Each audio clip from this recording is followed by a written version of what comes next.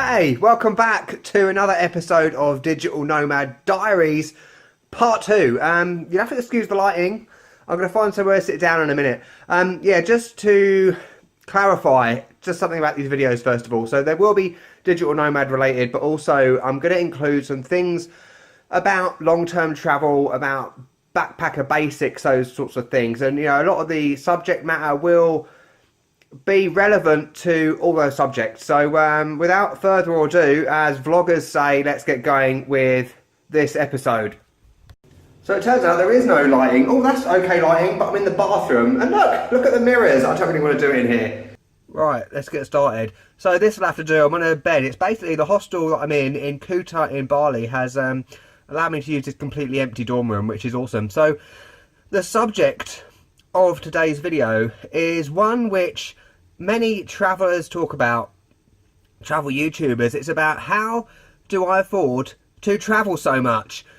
Well, I'm going to answer that question. But the thing is, right, with a lot of these people that do these videos, they're not very honest. They, you know, make out that they're going to tell you exactly how much they earn and exactly how much they live on, those sorts of things. But in the end, it's just clickbait. And basically, they're talking bullshit and they don't tell you anything. So as always, I'm going to be honest with you. I don't mind telling you figures and things like that because, you know, why not be honest? So let's get started. I'm going to put this video into two parts. So I'm going to talk about how I travelled for the last year. If you've been on my channel for a while, you know all the places I've been. 24 countries in the last year, ridiculous. And then I'm going to talk a bit about the whole digital nomad side of things, where I will explain about how much I'm actually living on, what I'm earning, and how I'm actually surviving. And you know, I can't afford a haircut right now. So one thing that really annoys long-term travellers, right, is the fact that people will say, you're so lucky. I wish I could travel. Oh, I wish I could travel, but I've got kids, or this or that, or oh, bollocks. It's a load of rubbish. If you want to travel, you travel. And, you know, a lot of people will say, oh, you don't need money to travel. You do fucking need money to travel. Let's be honest, you know. And the reason why I get so frustrated when people talk about the whole luck aspect is because there was no luck involved in how I've been able to travel over the last year. It started 12 years ago in 2005 when I came back from New Zealand. I've mentioned that before.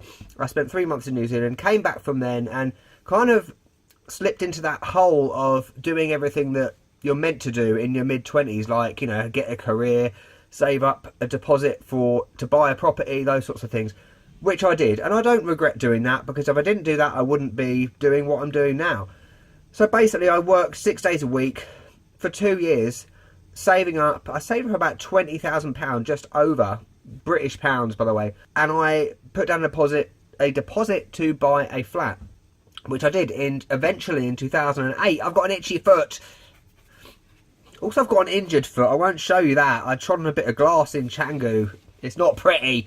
And basically, I sat on that flat for 8 years, I think it was, until I hadn't been travelling for like 3 years, between 2012 and 2015, and I completely lost my travelling mojo. I hadn't even left the UK once, until I went to South Africa, late 2015. I haven't done a video about this, I probably should do. I did some volunteer work, saving the cheaters, hashtag save the cheater 15, and that completely brought back my travel mojo. So when I got back from that trip, I basically said to myself, enough is enough. I'm selling my flat, I'm quitting my job, everything, and I'm just leaving.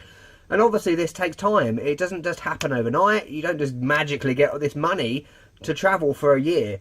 So I sold my flat eventually in June 2016, and I was fortunate enough to make a bit of money out of it. I made about 50,000 British pounds. A lot of money.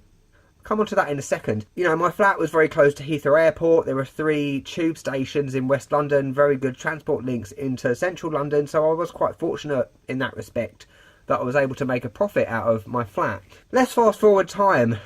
Guess how much of that money I've got left now? Fuck all! Nothing, zero, zilch. I'm living on my overdraft right now.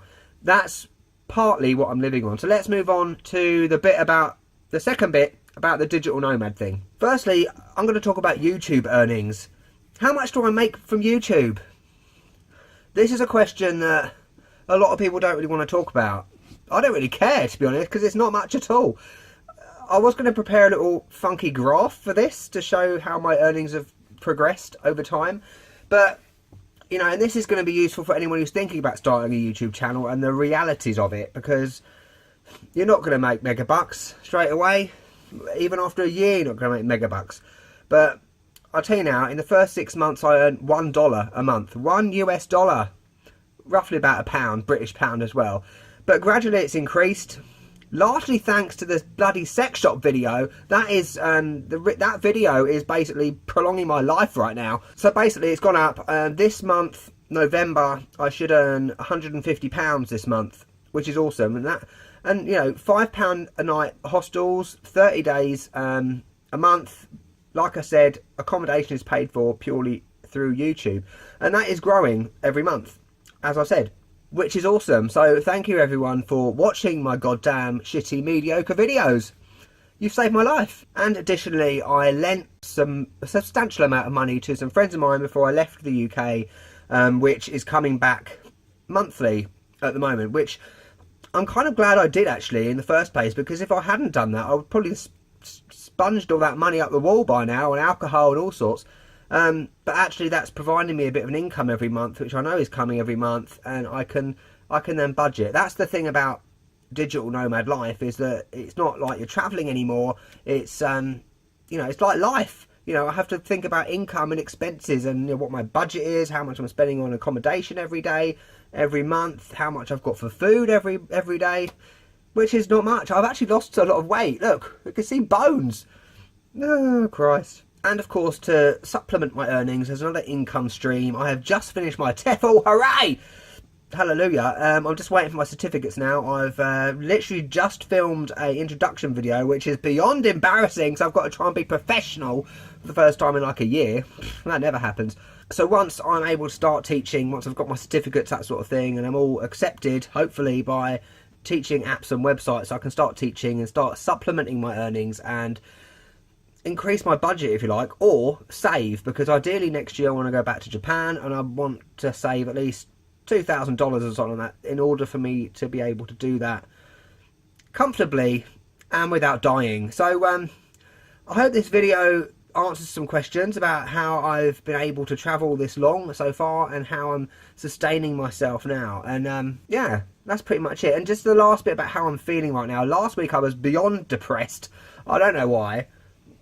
Love life dramas mainly, but but other than that, it just kind of, I felt like I didn't belong in London. I felt like I didn't belong here, largely because I think I was still in that travel frame of mind, but I've kind of moved now to the point where I'm realising it's life now. Yeah, I can travel a bit, but also I need to think about money more. I need to think about the future, how I'm going to sustain this going forward.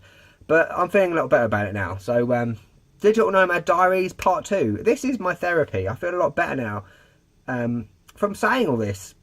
I've got tons of ideas, by the way, for these videos. Literally, I've got about 20 things written down on my phone. So they'll come every week. I like doing these videos. I hope you like them as well, because there's something a little bit different. And the first episode of Vlogvember is coming on Wednesday from Canggu. It's quite ridiculous, but you will see that on Wednesday. So I hope you all had a good week last week. And today's Monday, don't forget, so get your fingers out, do some work. Hard work, perseverance, patience, as I always say. Thank you for watching, and I'll catch you later.